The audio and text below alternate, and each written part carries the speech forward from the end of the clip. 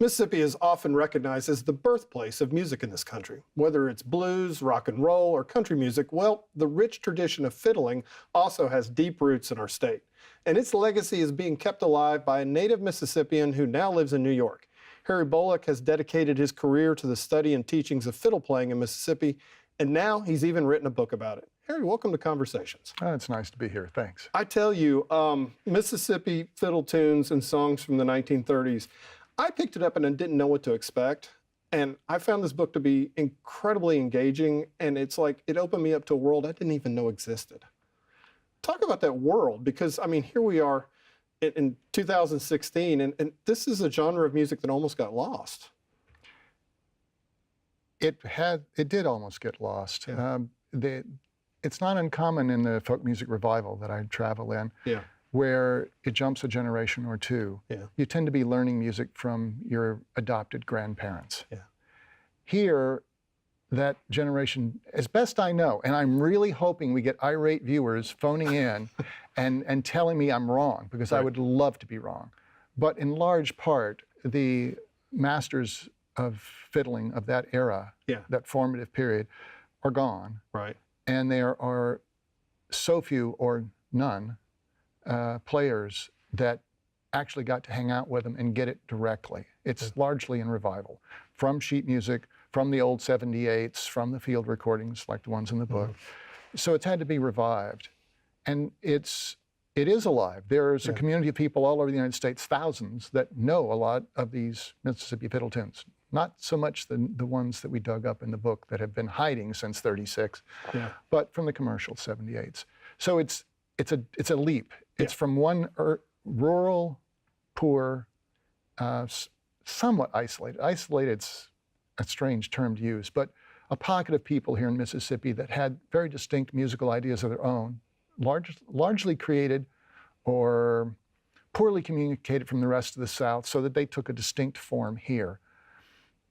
But it didn't get passed on generation to generation, and so it's being revived, and that core of creativity, well, it's different. It's different people doing it. Now we have college-educated folks from the North, from Mississippi itself, studying the old recordings and reviving it. This week, there's an annual festival, Great Big Yam Taters, happening in Natchez, where that past is celebrated and lives and breathes. I try to go every year. Talk about this journey and how this book came to be, because it seems like it started with the work of a college professor at Ole Miss, and then the Great Depression happened, and then the New Deal happened, and then a polio outbreak happened, and then, I mean, it's just like, it's just this great coincidence of events that ended up making this happen. This so nearly did not happen. You're correct. The first that I know of folk music research in Mississippi was a fellow named A.P. Hudson, who was teaching at the University at Ole Miss. He was teaching a ballads course along the method of Francis Child, who did the English and Scottish ballads, and it's like an encyclopedia of the definitive work. And folk music research in the early days came out of the English department. Right. It was all about the language and how it changed over time. And it was all with this romantic notion that English yeomen moved to the Appalachians and never changed and held on to the past. I'm not real fond of that notion. But that was where he was coming from when he was teaching this ballads course, starting, I think, in '23. And one of his students piped up and says, "My family knows those songs." And he and Wendell then very soon went to go visit the family. And AP was kind of stunned to realize, no, this is living and walking around me in the flat part of the world, not in the mountains. He then sent his grad students out in the field, founded the Mississippi Folklore Society, which only issued one publication and never had more than 25 members, and I think they were all his students. But he managed to gather, I believe it was something over 400 folk songs. 150 were published in his book, which came out University of North Carolina Press in 1936. So he was the first guy in, and he did the footwork. Yeah. And his book is really great because it has the lyrics, and it tells the source, and tells you where they lived. But it's a terrible book because it has no music in it. He could neither read nor write notation, so he had no way of conveying the music. He was aware of the problem, but he couldn't do anything about it. Yeah.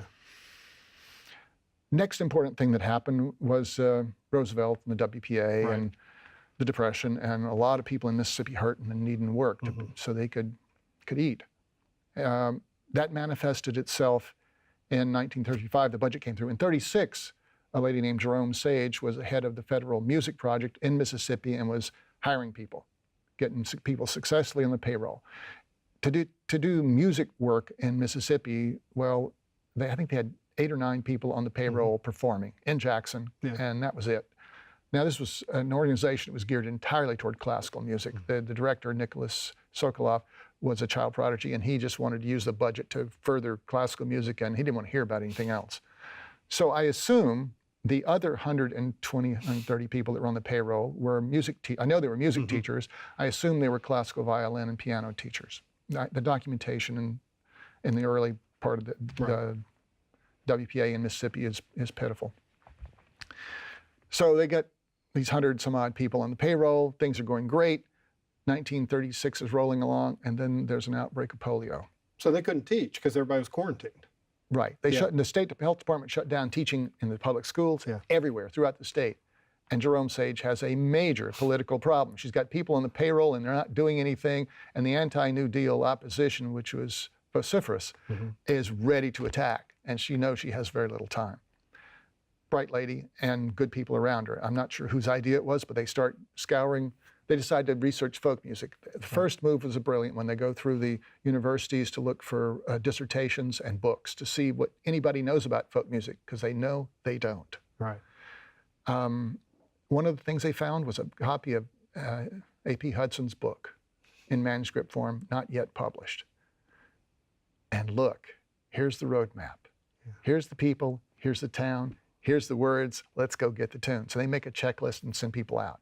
Now, they found a lot of other things. They started in the early summer, and the collecting was shut down. That program was shut down in December. In that time, they came in with north of 3,500 songs and tunes in manuscript form. Now, there were no recordings. That was expensive equipment. But they had notation for this massive music.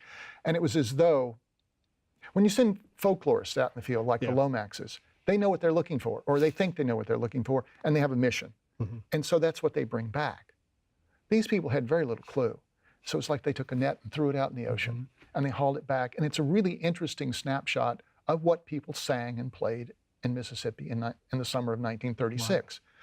Sort of a kind of survey I don't know if anybody else has done. It's kind of brilliant. It also brought back a lot of awful music. But there are 180 fiddle tunes they found, and that's raw gold for me. And of that 180, there's 40 or so that are just wonderful. The amazing thing about that is it tells the story of what's going on at that time better than most any other form of art. It's quite a variety of music. There's minstrel show songs, which are quite derogatory. There are children's play party songs, gospel, blue. I think there's a little bit of blues, not a lot. Ballads. They were really looking hard for ballads. They were instructed to look for Indian songs because they were going for native culture, and that's really an interesting idea. But what they got were Tin Pan Alley songs about Indians because they just couldn't find any, or nobody that they asked knew anything about it. So a really interesting mix. One of the most collected songs was a Russian, and I mean the other continent, Russia. A Georgian Georgian folk song called Dark Eyes. Really? Yeah, Django Reinhardt recorded it a few years later. There were like 8 or 10 written that down. It's a lovely song, but what's it got to do with Mississippi other than they liked it? And they're murder ballads about where the murder was captured in Mississippi, though it's recorded in Virginia. So it's a real potpourri of things and an interesting snapshot. And embedded in that, there's 3 or 4 songs that are, to my ear and knowledge, distinct to Mississippi. I hope to do one for you later in the broadcast. Excellent. and quite a number of fiddle tunes that feel unique to Mississippi. Yeah. So that seemed of real importance to me. And as I discovered this pile of music, I very quickly got rather upset that it had been sitting waiting to be published since 1936. And over the course of a few trips, I came, first 4 or 5 trips, I came down going through this, trying to understand what I was finding. My wife remarked that at some point, instead of just going to be curious, I was talking about the book I was going to have to write. And she's going, what book? Because there was a transition of, I felt the responsibility fall on me. Mm-hmm. I've had no desire or ambition ever to be a writer in my life. But I realized if I didn't do it, it wouldn't happen. So, and it made me so upset that it was just sitting there. Buried in the archives and history. Well, it wasn't buried. Anybody can look it up. Oh, that's true. But no one had. Yeah, right, because they didn't know about it. Exactly. Yeah.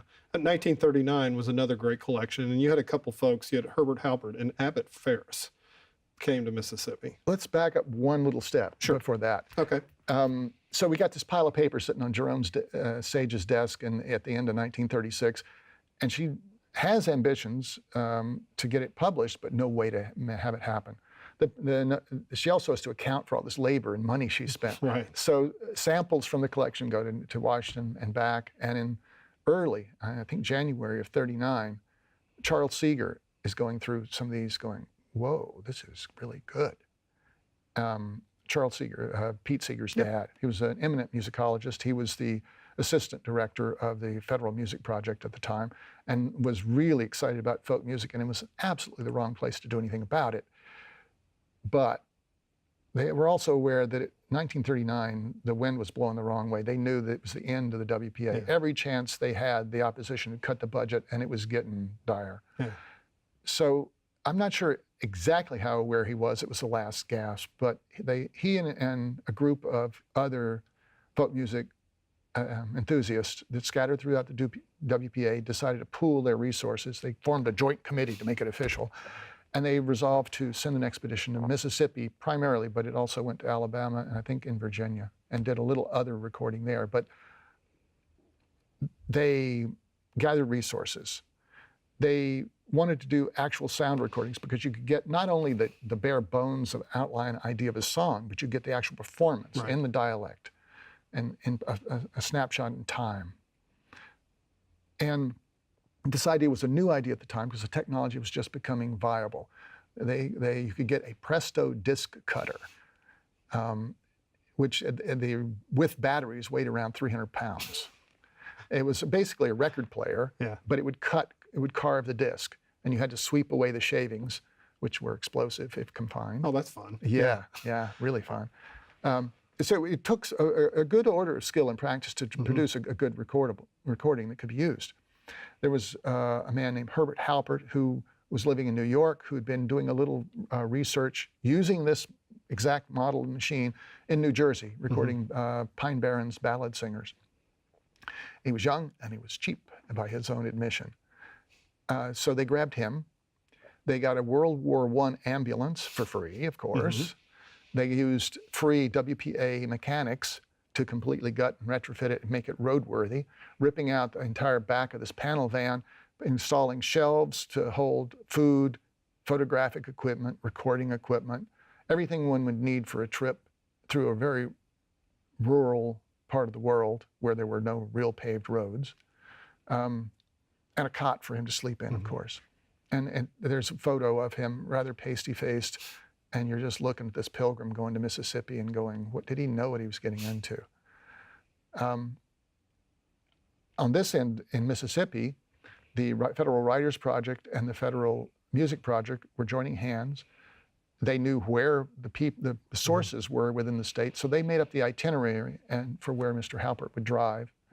They donated Abbott Ferris's from the Federal Writers Project and for his time to accompany Halpert.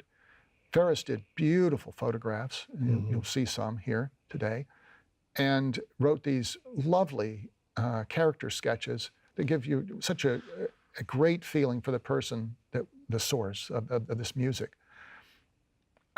He also took genealogies, wrote in some cases drew out floor plans of the houses, did one drawing of showing how you accompany a fiddle player by beating straws on it while he plays. Wow. Yeah. In 36, we have almost no information about the sheet music. In 39, we have almost too much. Yeah. It's just night and day. They did an amazing job. So Halpert did the recording, asked them the questions. He'd created the questionnaire that was going to be the interview for all of them, working with another eminent ethnomusicologist, Hornbostel.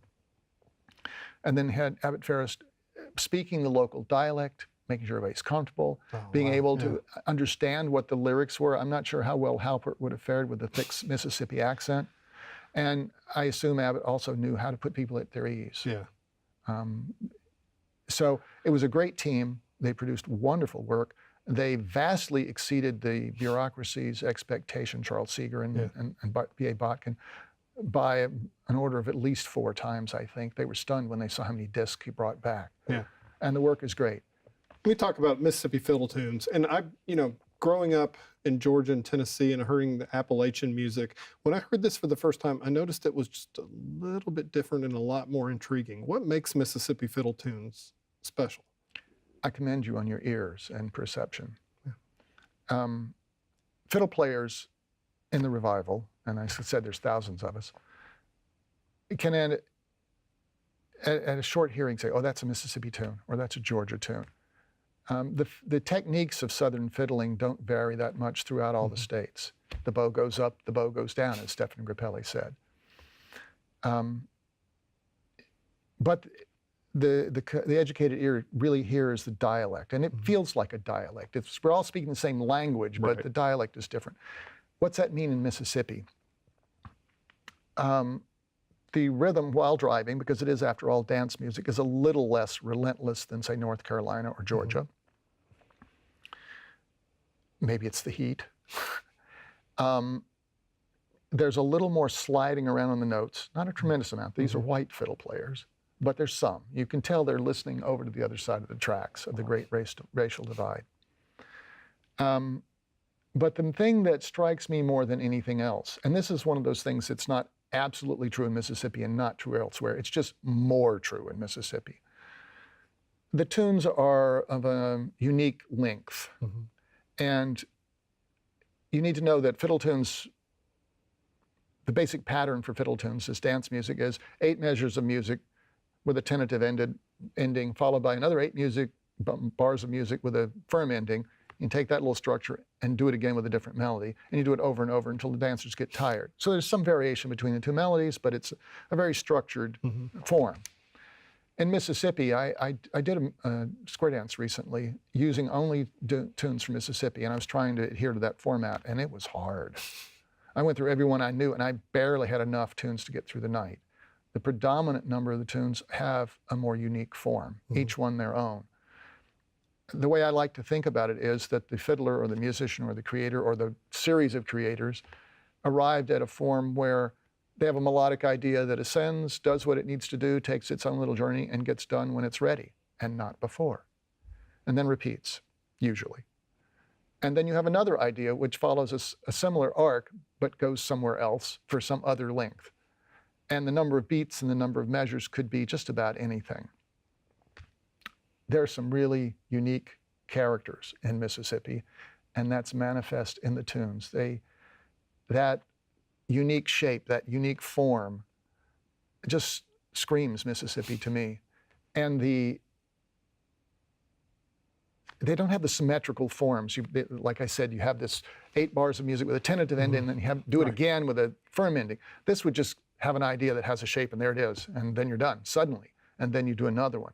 There's not that incessant repetition, reinforced, organized structure. It makes perfect sense. It's a beautiful thought, but it's more like a ballad singer. And I think that some of the fiddlers in the book take that to an extremely high art form. And those are my favorite. And they're all, as a fiddle player, I find those the easiest tunes to remember because they're not like anything else. There's some really unique structure to them. So that's my hobby horse on that subject. Well, you're going to play a couple songs for us today, which is going to be a lot of fun. How did you get started playing, and just as we wrap up, how did you get into playing the fiddle? Because you started out as a guitar player. I started out a little bit on guitar, and I think for the same reasons everybody else does. Friends, girls, Yeah, girls, that's the important. hope of some social connection. One of my teachers, who was very influential, got me into the John C. Campbell Folk School at Berea, a Christmas school, just after I graduated college. And there, for the first time, I totally was not in modern America. Yes, they were all living, breathing Americans, and my age, most of them, but we were in the midst of a do-it-yourself culture. We had structured classes in English sword dancing and square dancing and singing and so on during the day. But to heck with that, it was about the parties all night in various houses around Berea. Mm-hmm. And for the first time, I saw people getting together, 50 people, just to hang out and sing or play tunes or play guitars and sing to the wee hours. And that was the form of communication. And I could think of nothing better. And I wanted to live in that movie. That week I bought my first fiddle. It was terrible, and I played it way too long, but I did buy it. When I took it back home, I threw it under the bed because it was scary, and it stayed there for years until I heard R. Crumb and his Cheap Suit Serenaders playing, and I had to learn to play. Well, Harry, I just want to say thank you for this gift. I mean, this book is fantastic, Mississippi Fiddle Tunes and Songs from the 1930s. And now you're going to bring us a couple fiddle tunes from Mississippi. I will tell you a bit about one of them. I'll set it up. Okay. It's called Sweet Milk and Peaches. It comes from my home county of Carroll County, where my mom was from. And I would have been if there was a hospital in Carroll County, but I was born in Greenwood. It comes from an African-American player, Alan Alsop, which has some of the most distinctive tunes in the book. It's rare that an African-American is documented in any form playing anything but blues in this period. Right. And here's Mr. Alsop was playing in the white form of Southern fiddle tunes, though they are distinctive. He was born somewhere around the end of the Civil War. The census dates vary. I assume he didn't actually know his birth date, sadly. So he was around in his 70s in 1936 when these were collected on paper. It took me a year of playing them to get any feel for them, and who knows how correct I am. The notation is, after all, really a mnemonic device for someone who already knows how to play it. Yeah. So there's a lot of coloring between the lines.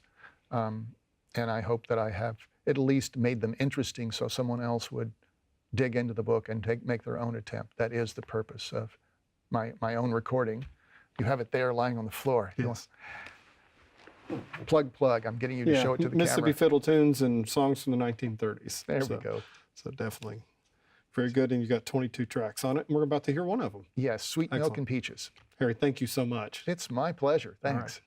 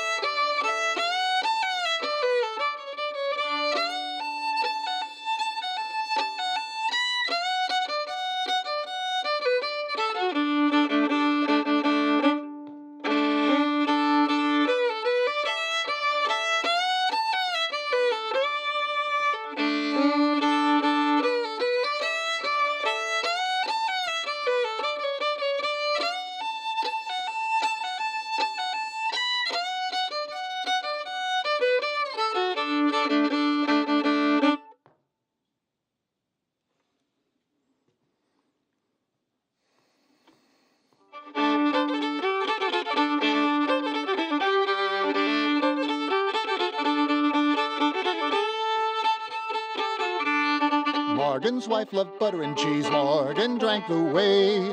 Came a storm last Friday night. Blowed old Morgan away. Blowed old Morgan away.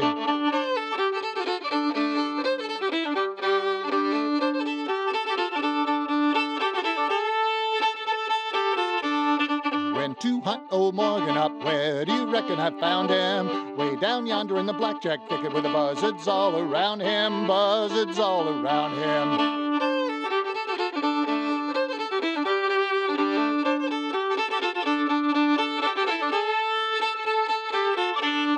Plowing along the other day, plowing a Vanderpool horse. Had to stop every once in a while to beat them buzzards off, beat them buzzards off.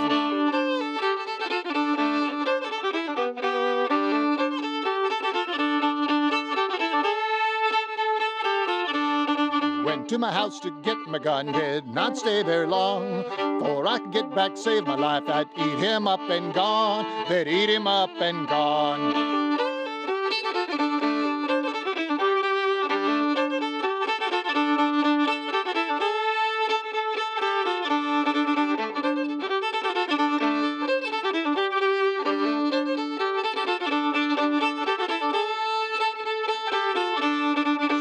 Cents a pound, we got whiskey here for sale. How can a young boy stay away when the pretty girls look so gay? Pretty girls look so gay.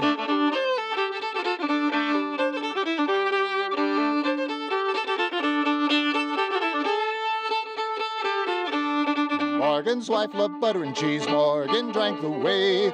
Came a storm last Friday night, blowed old Morgan away, blowed old Morgan away.